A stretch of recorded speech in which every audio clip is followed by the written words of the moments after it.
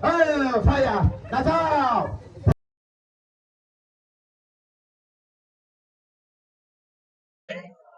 दायो आङो अभिषेकनि बाथ्रा बुंगोन अभिषेक एन'इन्टिं एन'इन्ट माने हिब्रु भाषायाव मासा गासैबो बुंनि मासा मासा माने अभिषेक आरो जों जेब्ला बाइबेलाव नायगोन मासा सोदोबा जाहैबाय निउ टेस्टामेन्ट अल्ड टेस्टामेन्टआव गासिबावबो दङ हालेलुया एन'इन्ट सोदोबा एन'इन्ट माने अभिषेक सोदोबा जाहैबाय निउ टेस्टामेन्ट अल्ड टेस्टामेन्ट दङ मासा माने जाहैबाय बे जाहैबाय माबा मोनसे मुवाखौ इसोरनि मान गोनां खामानियाव डिभाइन पारपास इसोरनि इच्छाखौ जाफुंहोनो थाखाय एक्सट्रायै थख' लाखिनानै दोननाय जायो आरो बे बिसयखौनो मासा बुङो हालेलुया एन'इन्ट गोदोनि समाव अल्ड टेस्टामेन्टआव अलिभ अइलनिफ्राय थावनिफ्राय एन'इन्टिं अइल बानायोमोन नाथाय बे अइलानो थावानो बोर गोनां बोलोगोरा नङा नाथाय बेयाव जाहैबाय इसोरनि बोलो थायो हालेलुया प्रेज द लर्ड आरो बेखौ फुननानै अभिषेक खालामनाय जायो आरो बे व्यक्तिया जि दायथ'नि थाखाय अभिषेक खालामजादों बेयाव जाहैबाय बे जाफुंसार जायो दायुदखौ सामुएला अभिषेक खालामदों राजा जानो थाखाय जों जेब्ला एक्सुडासाव नायगोन ओंखारलांनायाव अब्ला लेभि होनगासिनो ना दौरि जानो थाखाय दौरि जानायनि अभिषेकखौ खालामदों हालेलुया नाबि जानो थाखाय नाबिफोरा अभिषेक खालामदों जेब्ला जों निउ टेस्टामेन्टआव फैगोन अब्ला जिसुनि सेलाफोराबो अभिषेक अइलखौ मार्कुसाव बाहायदों आरो अभिषेक थावखौ होनानै बे बेमारिफोरनिफ्राय आरज खालामदों हालेलुया जाकुबावबो लिरनाय दङ बे अभिषेक थावखौ होनानै आरज खालामनायजों धोरोमियाफोरनि बिनायजों सोखाजागोन होननाय हालेलुया प्रेज द लर्ड आरो दिनै बे मासाया बे अभिषेकआ जाहैबाय सासे व्यक्तिनावबो थानो हागौ बा माबा मोनसे मुवायावबो बे मासाखौ रिलिज खालामनाय जायो हालेलुया जेब्ला जोङो मासाखौ नायगोन अब्ला फार्स्ट सामुएल चैप्टार 16 verse 13 सोरबा लिरबा लिरना लानो हागोन एक्सोडास चैप्टार 29:36 पुरहित जानो थाखाय माबायदि मासाखौ रिलिज खालामदों राजा जानो थाखाय सामुएला माबायदि अभिषेक खालामदों आरो जेब्ला जोङो मार्कसनि चैप्टार 6 verse 13 आव नायगोन जिसुनि सेलाफोरा बे मासाखौ अभिषेक अइलखौ माबायदि फोननानै जब्राफोरनि थाखाय आरज खालामदों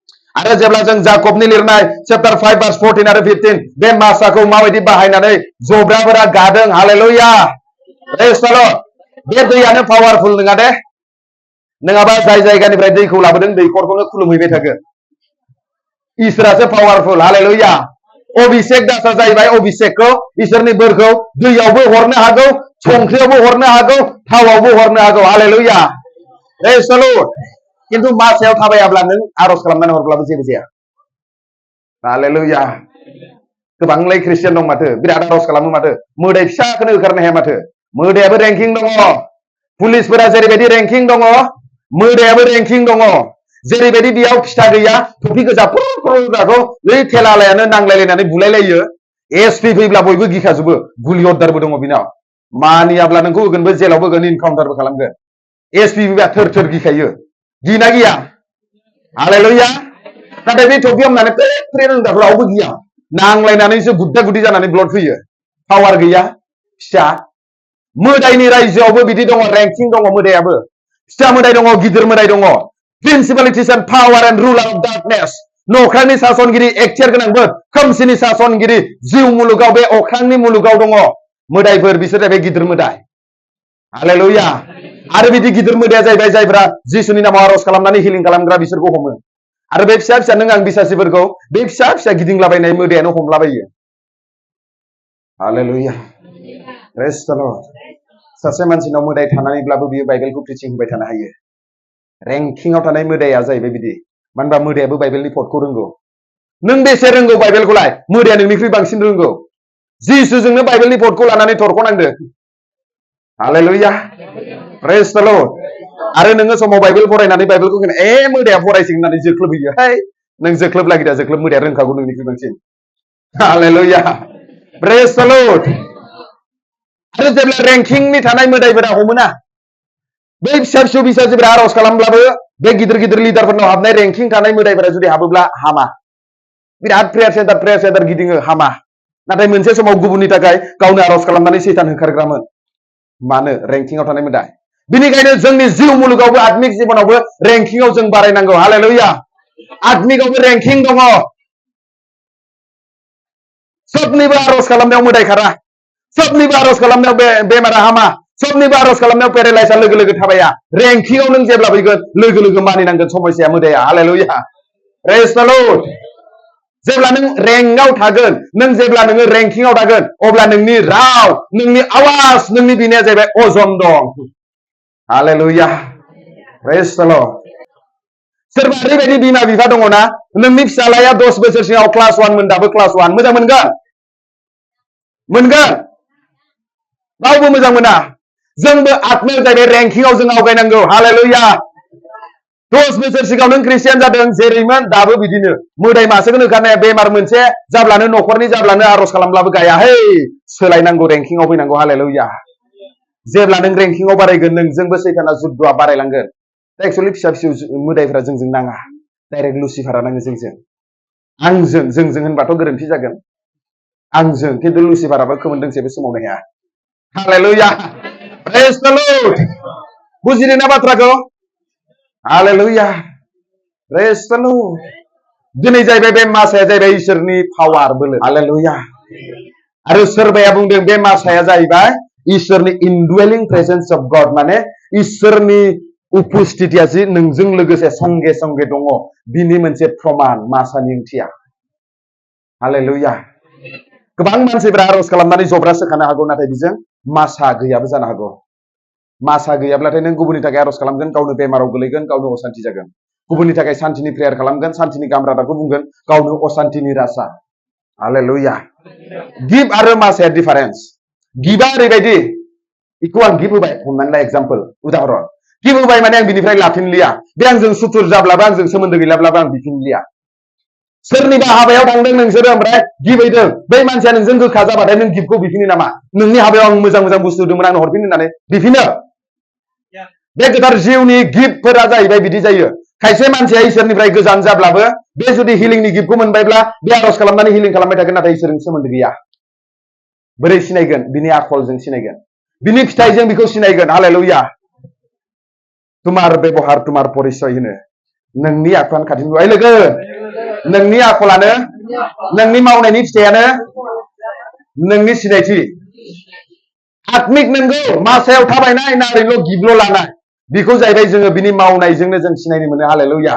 जेब्ला नों रेंकिंआव फैगोन, सासे मानसिखौ नों बेकग्राउन्ड मिन्थियाब्लाबो नों मिथिगोन बे मा कन्डिसननि मानसि। हालेलुया। खिन्थु आङो दायो रावखौबो बुंनो गोसो गैया। हालेलुया। सासे बुंनांगौबा गाबोन फैनाय नङा। हालेलुया। हालेलुया। आंनि टारगेटआ बे मानसिखौ आगाद होनानै गिर्जायाव दाफैथों बिदि नङा। आंनि टारगेटआ बेनो, मानसिफ्रा गोसो सोलायथों आरो इसोरनि बोरखौ बयबो लाथों। हालेलुया। बुजिदों ना बुजियाखै? हालेलुया। Jesus was anointed. जिसु ख्रिस्ट'आ एन'इन्टेडमोन। हालेलुया। जोङो नायनि थिनहरजानायनि 10:38। आंनि उनाव बयबो फरायबायगोन दै।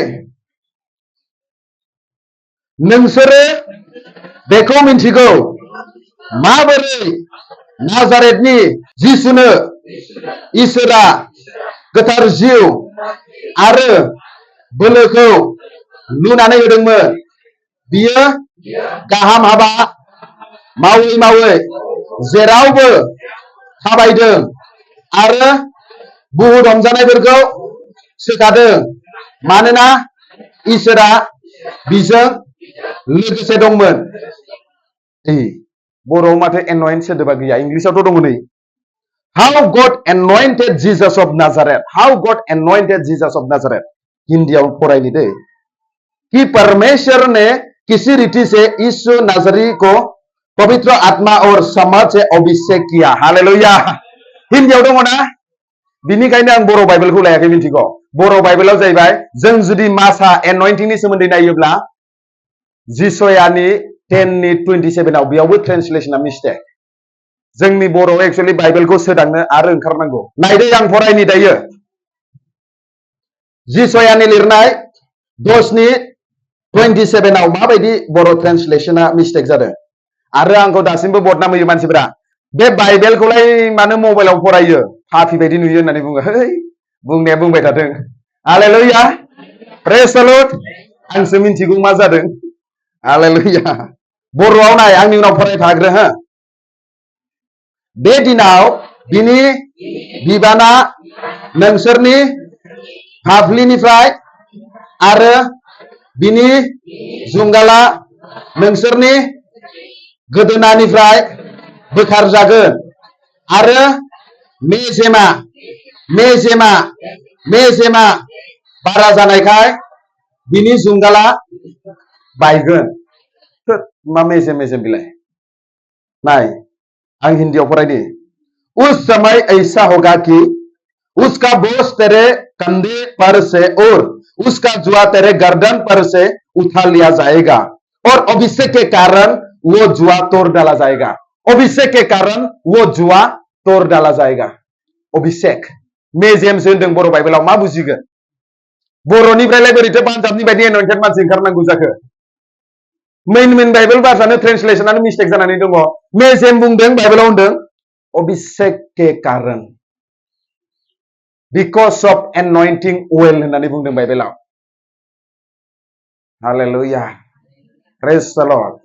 आं गावखौ गोरोंसिन देखायनो नागाराखै, नाथाय बाइबेला दिनै बेखौनो फोरोंदों अभिषेक के कारण। नाथाय जोंनि बर'नि ट्रेन्सलेसन सोदांनाया एसे मिस्टेक जादों। गोदोनि समाव जायफोरा बेखौ ट्रेन्सलेट खालामबाय धन्यबाद होयो, सेलुट होयो।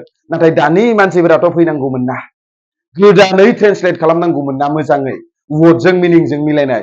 बिनिखायनोथ' अभिषेकनि बाथ्रा बुंबा सैताननिसो होनो। हालेलुया। आरो बाइबेलावनो लिरनाय दङ अभिषेकआ जेब्ला सासे मानसिनियाव बे अभिषेकआ फैगोन अब्लासो बे गासै बन्धननिफ्राय गासै समस्यानिफ्राय उदांस्रि जागोन होनदों। हालेलुया। दिनै नोङो बिबान गिलिर बाननानै दङ, न'खरनि समस्या, बेमारनि समस्या, असान्थि, नाथाय बे असान्थिया माबोरै उदांस्रि जागोन? जेब्ला नोंनि सायाव बे अभिषेकआ फैगोन। Hallelujah praise the lord. आरो बे अभिषेकआ जाबाय इसोरनि प्रेजेन्स। इसोरादि स्वयं सोरजिगिरि इसोरा नोंजों लोगो लोगो जानानै नों जेराव थाङो बेयावनो थांफायो। हालेलुया। अभिषेकनि ओंथिया बे। नाथाय आं होनदोंना गिफ्ट, सोरनावबा प्रफेसिनि गिफ्ट थानो हागौ, टिचिंनि गिफ्ट थानो हागौ, हिलिंनि गिफ्ट थानो हागौ, खिन्थु गिफ्ट थासेयावबो सासे मानसिया गोरोन्थिजों थांनायनि चान्स दङ, इसोरजों सोमोन्दो गैयालासिनोबो चान्स दङ। गिफ्ट थाग्रा मानसियाबो समाव आर'जआव नांथाबिबो दङ, बाइबेलनि बाथ्रा मानिबो दङ। हालेलुया। जोंनि मानसिफोरा साबधान जा।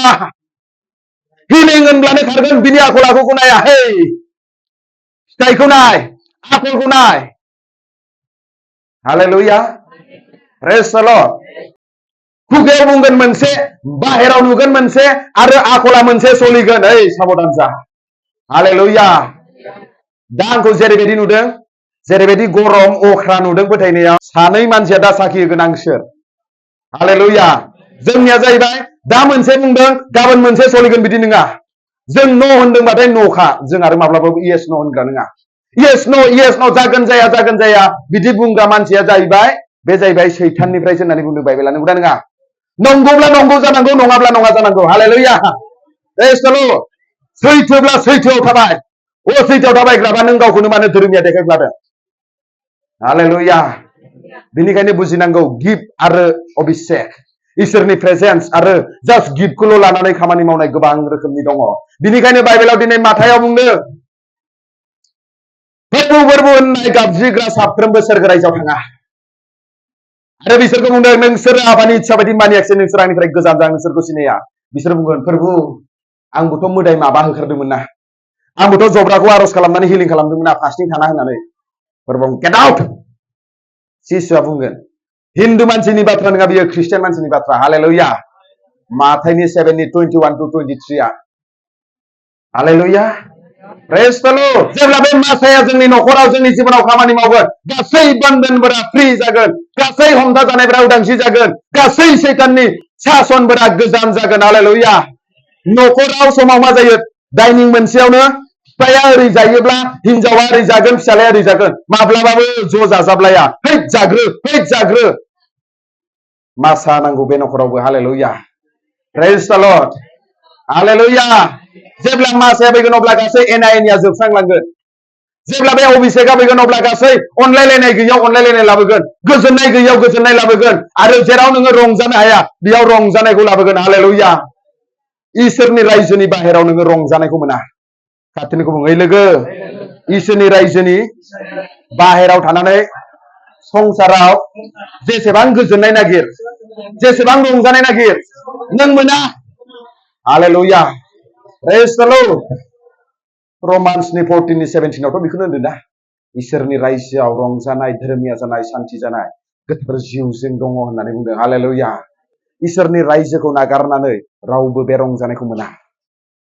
संसारनि रंजानाया दान्दिसेनिल', 2 मिनिट अखा मोफ्लामगासेल', नाथाय इसोरनि रंजानाया अराय सम। Praise the lord, hallelujah. बे मासाखौ बोरै मोननो हायो? नाम्बार 1आव जाहैबाय सासे मानसिया जुदि डाइरेक्टलि इसोरनिफ्रायबो जोङो बे मासाखौ मोनो।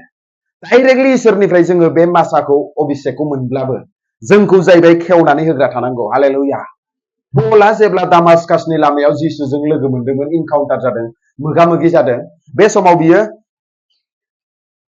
आनानियासनियाव थांनानै बियो बे लेहेन प्रार्थना लानानै बिनिफ्राय बियो अभिषेकखौ लानानै बियो मिनिस्ट्रिखौ मावदों। हालेलुया। Praise the lord. बुजिदों दा? पौला उनावहाय बियो थिमथिखौ, टाइटासखौ बियो गावनि आत्मिकनि फिसाफोर बानायदों। हालेलुया। बिसोरनि जिबनाव गोथार जिउआ डाइरेक्टलि होदोंब्लाबो बेखौ जाहैबाय एक्टिभेट खालामदों। जों जुदि सिम बायोब्ला, सिमखौ दखानिया फानबाय, नोंनिनो जाबाय, नाथाय बेखौ सिम दखानियानो एक्टिभेट खालामनानै हरो ना हरा? एक्टिभेट खालामखांनायनि उनावसो रायलायनो हायो ना हाया? हालेलुया। जोंबो इसोरनिफ्राय डाइरेक्टलि मोननायनि उनाव जोंनि बे आत्मिक बोरा मासाया एक्टिभेट खालामजानांगौ। हालेलुया। खेवनानै होजानांगौ। बर'नि भाषायाव जुदि बुङोब्ला डाइरेक्टलि मोननोब्लाबो नाय मा पइन्ट आं मोनथामसो बुंनि। In order to receive directly from God, walking in obedient to the word of God. इसोरनि बोसोनखौ मानिनानै सोलिनांगौ। हालेलुया। खाथिनिखौ बुं, ओइ लोगो, इसोरनि बोसोनखौ मानिनानै सोलिनांगौ। आरो 2 नाम्बाराव जाहैबाय प्रार्थनानि जिउ खुंनांगौ। खाथिनिखौ बुं, ओइ लोगो, आरजनि जिउ खुंनांगौ। फुङावल' दसे, ओंखाम जानायनि सिगां दसे, उन्दुनायनि सिगां दसे आरजजों जाया। नन स्टप निरन्तर प्रार्थना में लगे रहो। आरज खालामफ्लायदो, माने नों जिरायदों, मानसिजों जिरायदों, थेवब्लाबो नोङो जिउआव आरजआव सोमोन्दो दङ इसोरजों। हालेलुया। आं इयाव थाब्लाबो, दा प्रिचिं होदोंब्लाबो आंनि मोनसे गोसोआ प्रेयाराव दङ। हालेलुया। जेब्ला नों आत्मायाव नों रेंकिंआव आवगायगोन, अब्ला नोङो जाहैबाय मानसिजों रायलायब्लाबो नोंनि मोनसे गोसोआ इसोरजों आत्माया रायलायबाय थानो हायो। हालेलुया। प्रार्थनायाव कन्टिनिउ नांथाबनांगोन सासे मानसिया जुदि मासायाव थाबायनोब्ला। आरो मोनसेया जाहैबाय हलिनेस लाइफ, गोथारथि जिउ खुंनांगोन। खाथिनि ओइ लोगो, गोथारथि जिउ खुंनांगोन। थगायलुन थगायलायना जाया, बखिलुन बखिलाना जाया, डायलग फाल्थु फाल्थु मारिब्ला जाया। हालेलुया। बुजिदोंना बुजियाखै? ओइ बर'फोरनियाथ' डेन्जारसो, माबा दांबाय आइ माबा होननानै खुगायाव मा गलाङो, है सोलायनांगोन। हालेलुया। सोरबाया ओरै फैनानै खिथुखौ एरनानै आइ होननानै मा गलांगोन हौवाफ्रा, है जानाय नङा बिदिजों। हालेलुया। मासायाव थाबायनो हाया। बर'फोरा होनो ना माबा ग्रामार रायलायनायनो, बाबरे जानाय नङा बिदिजों। हालेलुया। Praise the lord. बुजिदोंना बुजियाखै? गाज्रि मोनदों दा सैथो बाथ्राखौ बुंनायनि थाखाय? बाइबेला होनदों जायैखौ रायनाय। थिमथियाव जुदि फरायोब्ला जायैखौ रायनाय, गोरोन्थियाव थानायखौ सोंखारिनायनो आरो आत्मायाव लुखांनायनि थाखायनो इसोरनि बोसोना। हालेलुया। दिनै खिजानि बे दादगारियाव आंखौ लाबोदों आत्मायाव एसे रायदाबनो लुखांनो थाखाय। हालेलुया। Praise the lord. आंनि टारगेटआ रावखौबो रायनाय नङा दै, फोरोंदोंसो आङो, आंनिया बिदिनो गरमखा। हालेलुया। आरो नाम्बार 4आव जुदि नायोब्ला अबेइं द भइस अफ द हलि स्पिरिट, गोथार जिउनि रावखौ खोनासंनांगौ। फिसा मोनसे गोसो सिङाव गोथार जिउआ समाव रायलायो, जों नाथाय खोनासङा। हरनि समाव, उन्दुलांनाय समाव माब्लाबा गोथार जिउआ जोंखौ फोजायो, आरज खालाम।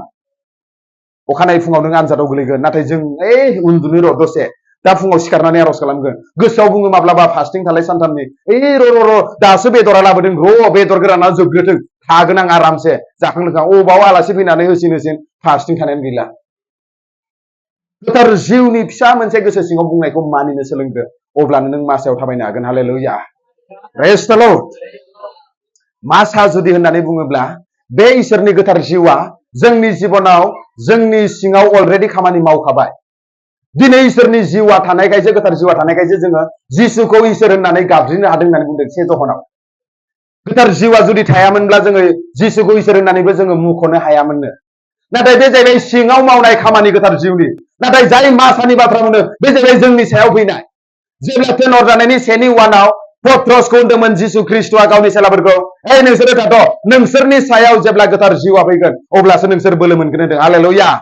सिङावबो जोंनि जिबनाव गोथार जिउआ खामानि मावनांगौ आरो जोंनि सायावबो थानांगौ। हालेलुया। बेखौनो मासा होननानै बुङो। दा जुदि आंनाव जुदि गोथार जिउ दं होननानै बुङोब्ला आंनाव जाहैबाय खालि सिङावल' गैया, आंनि सायावबो दङ। हालेलुया। Praise the Lord. बुजिदोंना बुजियाखै? मासाया जेब्ला नोंनियाव फैगोन अभिषेकआ नोंनि सायाव थानानै खामानि मावगोन बियो। नोंजों लोगो थानानै, नोंनि जानानै। आंनि न'आव मानसिफोरा जुदि फोथायनानै फैयोब्ला लोगो लोगो हामो। खायसेयाथ' ओरैबायदि जाबावसो मोदाय ओंखारनो एसे कनफिउस मोनदों। पास्टर बनजितनि इसोर बिनि बोरखौ आं लानानै दायो नै सैतानखौ होखारनोसै आं जिसुनि मुङाव खारबाय। फर्मुला सर्टकाटबो दङ, खायसे मानसिफोरा बिदि बाहायो। हालेलुया। खामानि जादों। आंखौसो मावनाय नुदों। आत्मिकनि फिसाफोर दङ। इसोरबो एक्चुअलि आं बायदि मावनो हायो। खिन्थु जेब्ला कामान्डारा थायो जेबो रोङि बायदि जाम्बा बायदि जानानै दङ। नुदोंना नुवाखै? आत्मिक जिबना जाहैबाय बिदि डिसिप्लिन। नों हायोना आं हायो जुजा जुजि नङा। हालेलुया।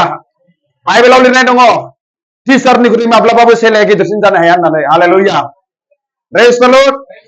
जेसेबां गिदिर बिसोरखौ बाहाया मानो गुरुनि खाथियावथ' फैनानै गंलायनांगोनानो, सेलुट होनांगोनानो। नों डक्टर इन्जिनियार जाया मानो, जाय एलपि स्कुलाव नोंखौ मास्टाराबो दोनदों बेखौ नों सार होननानै बुंनांगोनानो। हालेलुया। Praise the lord. बुजिदोंना बुजियाखै? हालेलुया। Praise the lord. दिनै मासाखौ बे मोनसे रोखोमैबो मोननो हायो, डाइरेक्टलि।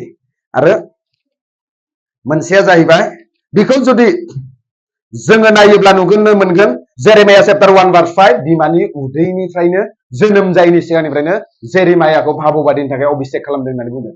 हालेलुया। खम बैसोआवनो बाहायदोंनो। आरो जों जेब्ला नायगोन सेकेन्ड क्रनिकेल्सखौबा बर'आव मा होनगोन मिन्थिला, बुजिनानै लादो। चैप्टार 1 भार्स 7 जेब्ला जों नायगोन सल'मननो सिमांनि जुगिदि इसोरा रायलायदोंना रायलायाखै? हालेलुया। Praise the lord. बिनो अभिषेकखौ होदोंना होआखै सिमांनि जुगिदि? नों गियाननि नोङो बोर बिदों, नाथाय नोंनो धोन मान सन्माननिबो आं होदेरबाय होनदों होनाखै? हालेलुया। Praise the lord. एबार जों जुदि इसोरनि मासाखौ नांगौब्ला through the impartation by anointing carrier, जाय मानसिया अभिषेक लादों बे मानसिया जुदि आरज खालामनानै बोसोनखौ फोरोंनानै जुदि ले हेन्ड खालामबाय थायोब्ला सानसे बिनावबो बे एखे बोरा फैयो। हालेलुया। Praise the Lord. जेब्ला जोङो नायगोन से राजा 19 to 21, second kings chapter 2 verse 9, Romans chapter 1 verse 11, second Timothy chapter 1 verse 6। रोमनि बिसासिफोरखौ पौला बुंदों आं जाहाथे नोंसोरनियाव जाहाथे ले हेन्ड खालामनानै जाहाथे आं बोरखौ जाहाथे रिलिज खालामनो हायो, आं फैगोन र' होननानै लाइजामाव लिरदों, रमान्सनि लाइजामाव। हालेलुया। आरो तिमथिखौ होनदों नोङो बेखौ दा खोमोरनानै ला, जायखौ आं नोंनियाव खर' आखाइ दोननानै बोरखौ बिनानै होबाय बेखौ नोङो खोमोरनानै दाला। मानो होनब्ला बे तिमथिया जाहैबाय गिखौमोन, ओंखायनो बियो थुलुंगा होदों गिनायनि जिउ इसोरा जोंनो होआखै, बेखौ दा खोमोरनानै ला। हालेलुया। Praise the lord. आरो जेब्ला जोङो बे फार्स्ट किंनि बाथ्राखौ नायगोन अब्ला बेयाव जाहैबाय एलाइजाया नाबिमोन, इलिसाया हालौग्रामोन। एलाइजाया लेंबाय, इलिसाया उन उन थांबाय, बेजों उन उन थांबाय थायो। सोरगोआव लांनो नागिरदों, उन उन थांबाय थायो। नों थादो होनो नागारा थांबागासिनो। नोंनो मा नांगौ होनबाय? नोंनिख्रुइ बांसिन डाबल अभिषेक। आयु, बेथ' आंनि थाखाय असम्भब। इसोरा जुदि इच्छा खालामोब्ला आं होगोन, जागोन होनबाय। हालेलुया। एलाइजाया जेसेबां बोलोगोरा खामानि मावदों बिनिख्रुइ डाबल इलिसाया बांसिन सोमोनांथाव मावदों। हालेलुया। Praise the lord. मासाखौ बेफोरबायदिबो मोननो हायो। सासे एनयन्टेड व्यक्तिजों नों जुदि थाफानानै बिनिफ्राय थांलाय फैलाय जानानै बिनिफ्राय जुदि कानेक्टिं थायोब्ला, बिनिफ्राय जुदि नों सोलोङोब्ला नोंनियावबो सानसे बे अभिषेकआ खामानि जागोन। हालेलुया। Praise the lord. फर्मुलाखौ बुजिदों दा? खिन्थु अभिषेकखौ नांगौ होनो, अभिषेक दासनि जेंना बुङो अभिषेकआ खामानि जाया। जुदिअ नोंखौ बाहायदोंमोनब्लाबो नोंखौ बाहायनाय नङा थां। एनयन्टेड इसोरनि दासफोरनि जेंना दाबुं। हालेलुया। एनयन्टेड अभिषेक होजानाय मानसिफोरा जाहैबाय इसोरनि मेगननि मणि बायदि होननानै बुंदों। सोरबाया जुदि बेखौ जुदि नस्थ' खालामनो नागिरोब्ला आं बदला लागोन होनदों इसोरा। हालेलुया। जाय पास्टरा बाइबेलखौ हमनानै पुलपिटआवनो जोंनि एगेन्स्ट बुङो, केन्सार जानानै लेलाय थैदों, जेसेबां प्रेयार सेन्टार गिदिंब्लाबो हामाखै।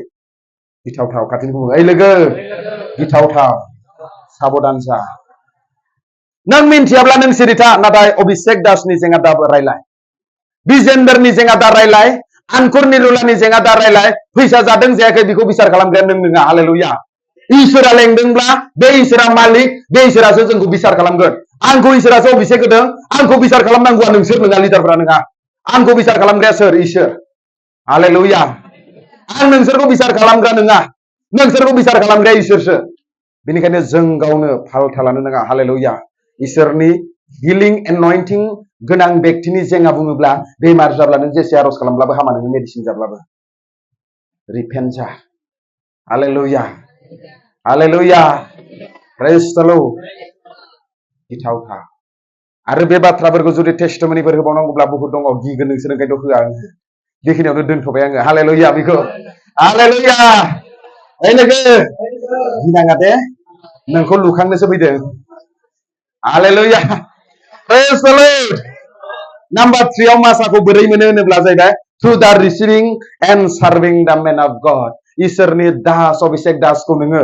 नाजावनानै लानायजों आरो बेखौ नोङो आलासि सोंनायजों नोङो बोरखौ मोनो hallelujah praise the lord Bible भटखौ आं होजोबगोन आं बाइबेलखौ नागारनानै दिनैसिम प्रिचिं खालामफेराखै जुदिअ आं बाइबेल लायालासिनो प्रिचिं खालामनो हायो आंनियाव दा हरसिम आं प्रिचिं खालामनो हागोन नन स्टप बोहैखायो खिन्थु थेवब्लाबो आं बाइबेलखौ फरायहोदों मानो जाहाथे नोंसोरबो मिन्थिथों बाइबेलनिफ्रायनो बुंदों होननानै हालेलुया माथाइनि लिरनाय चैप्टार 10 verse 40 to 42 जाया नोंखौ नाजावो बियो आंखौ नाजावो आरो जाया आंखौ नाजावो बियो आंखौ थिनहरग्राखौ नाजावो जाया इसोरनि नाबिखौ नाबि होननानै हांख्रायो बियो बे नाबिया जेखौ मोनो बियो बेखौनो मोनगोन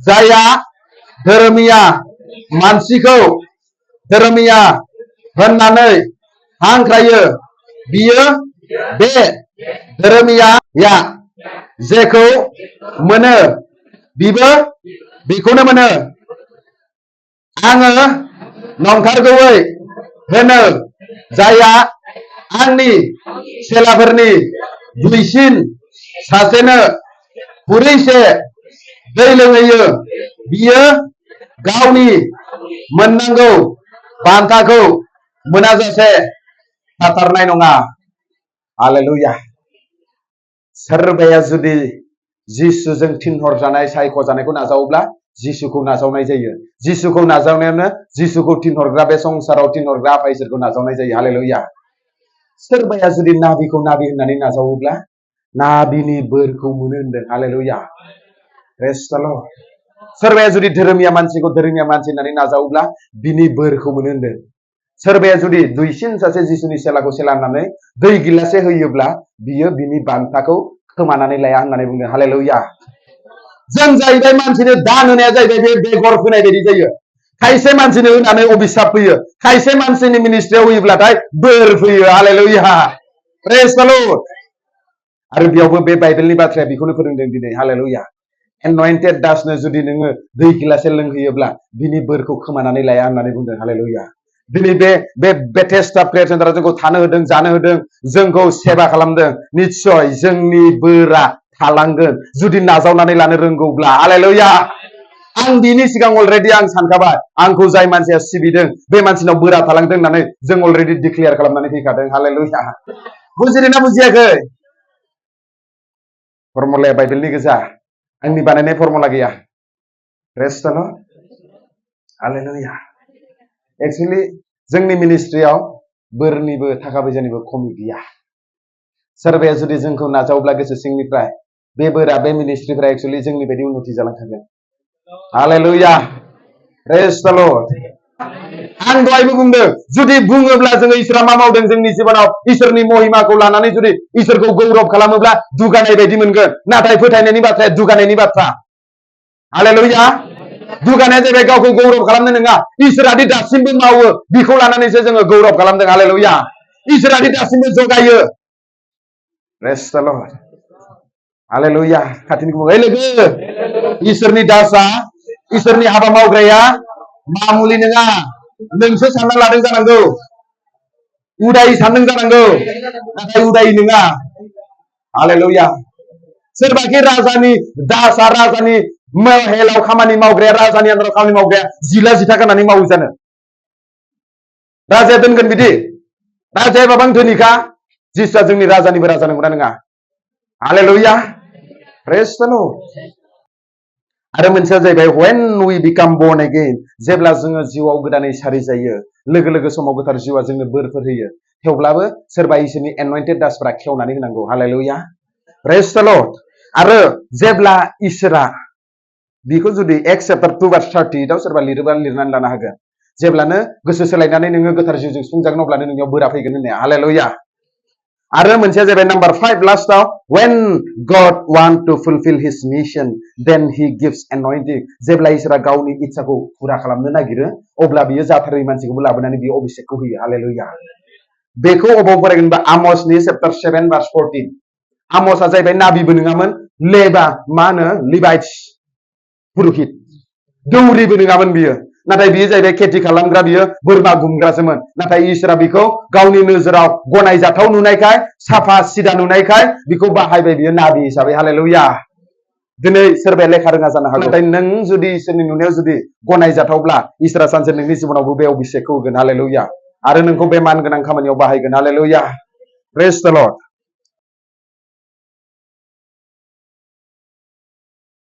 गोसोजों नोंनियाव फैदों आंखौ सुफुं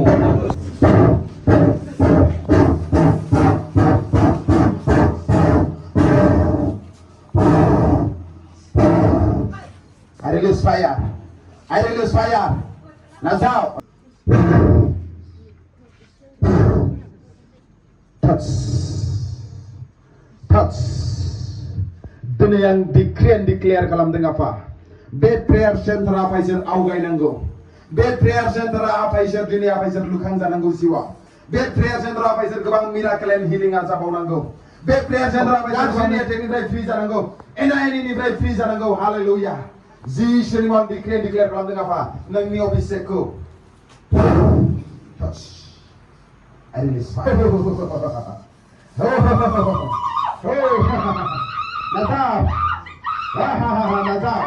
Nazar. Hallelujah. Yes, right now touch them. Nanibu, touch.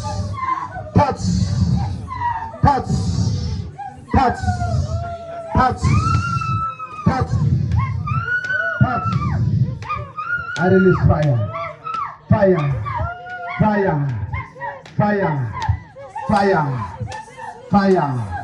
Apa?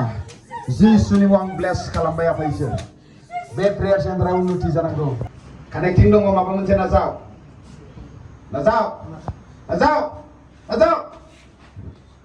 होबायबो नाय आंखौ नाय फोथायनायजों नाजाव हेन्डसेकजों कानेक्टिं दङ नाजाव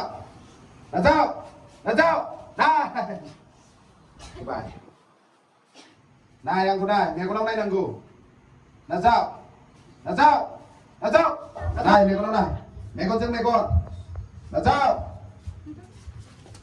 नाजाव होबाय फाया yes आंखौ नाय नाजाव touch I bless आब' नाजाव ना I release fire. Yes. Sir, don't move. Then don't move. Nazar. Touch. Fire. Yes. Pertanyaan Nazar. I release fire. Nazar. I release fire. Nazar. Anda nilai nang mugi ay suri jiwa danga sini. Nazar. I release fire. Nazar. Touch. Nazar. Pertanyaan Nazar. I release fire. Touch. Gezem. Nazar.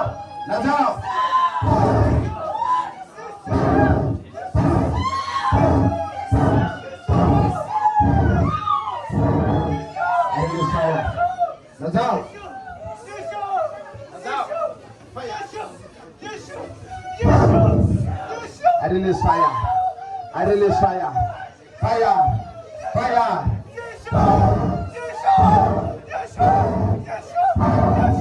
We shall receive. We shall receive. Let's go.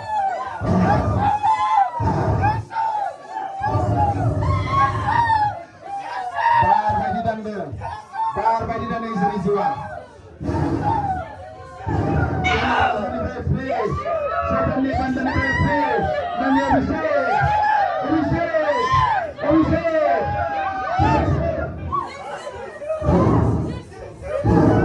Nazar. Nazar. Nazar. Nazar. Nazar. Nazar. Hey. Nazar. Fire. Fire. Ramza. Ramza.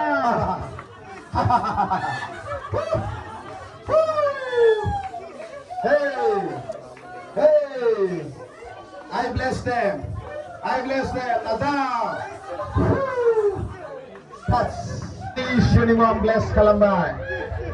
Shunimam bless Kalambai. Amen. Amen.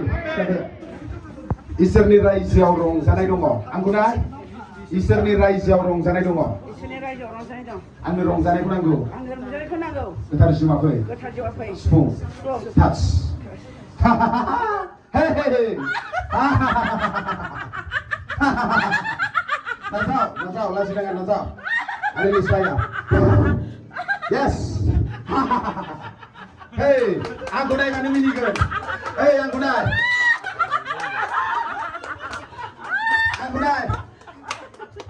Aku naik pada minggu. Aku rongsanai juga bungsaran ini kok. Hey, aku rongsanai juga bungsaran itu kok. Aku naik. Hey,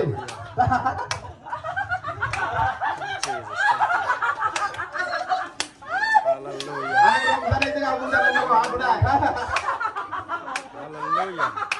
Aku naik. Dari naik.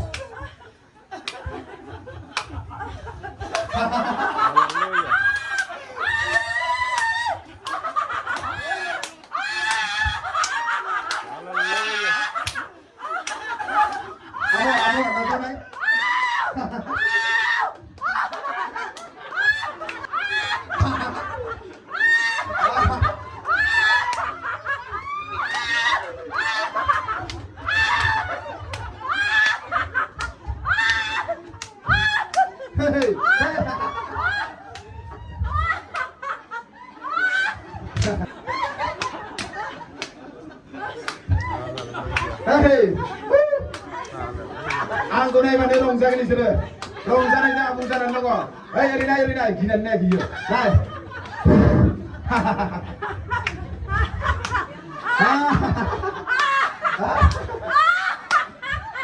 Baik nama Yesus. Istri Raisiau. Rongsangan dong. Romans ni. Sutoni. Sotorwau. Getar jiwseng. Istri Raisiau. Rongsanai dong, goजोननाय dong, धोरोमिया dong, amen. Nazar, touch, dan fire, Nazar, fire, Nazar, touch, Nazar, गोलैनाय गेदेर बाथ्रा नङा हमथाग्रा दङ, इसोरनि जिउखौ दांनो Nazar, goसो खेवनानै Nazar, I release fire, touch, Nazar, I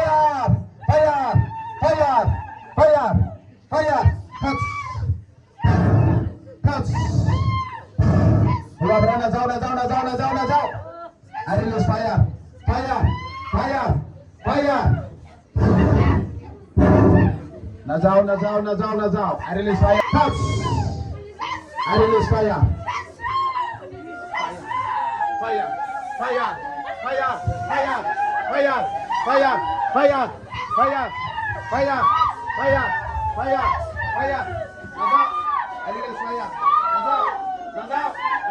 Nazar, fire. Nazar. I release fire. Nazar. Fire. I release fire.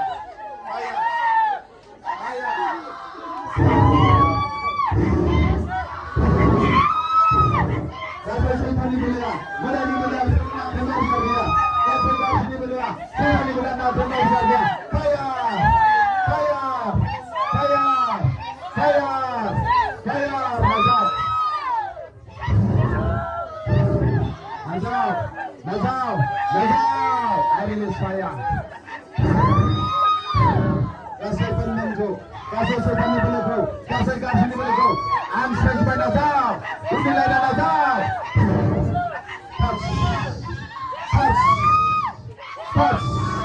Touch.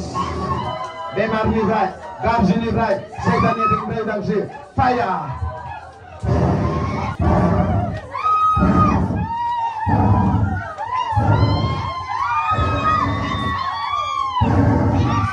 Nazar.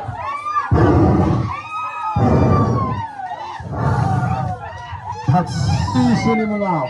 Sini mengau.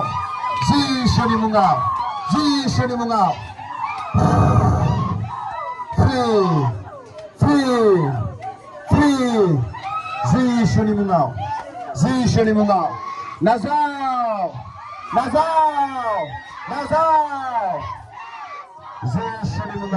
Foथायनायजों worship खालाम. इसोरनि जिउआ already दांगासिनो. बेमारा गोजान जा. सानाया गोजान जा. सैताना गोजान जा.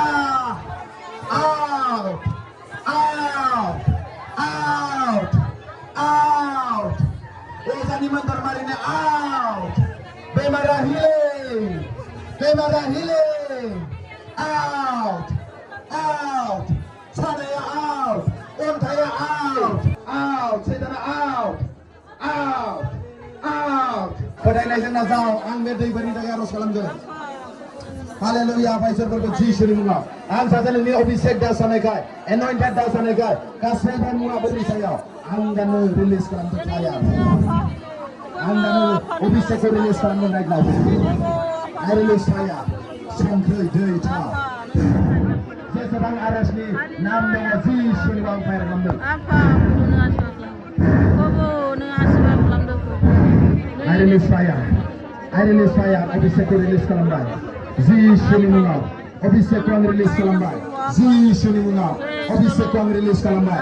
जिसुनि मुङाव. Thank you Jesus. Thank you.